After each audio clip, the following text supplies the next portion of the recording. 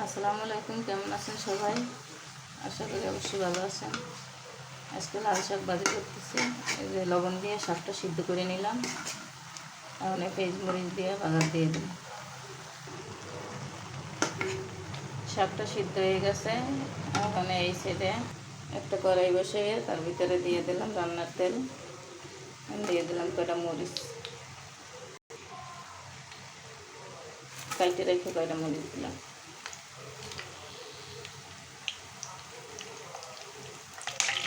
মরিচটা হালকা ভাজা হয়েছে, এখন এর ভিতরে দিয়ে দিলাম রসুন কুচি।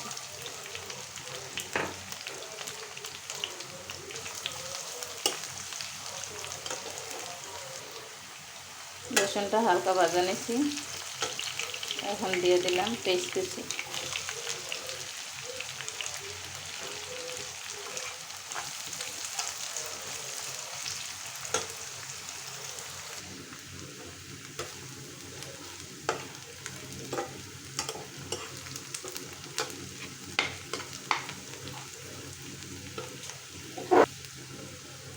পেঁয়াজ মরিচ শুকনো মরিচ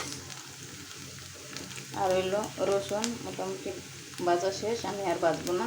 এখন শাকটা দিয়ে দেবো, সিদ্ধ করে রাখা শাক।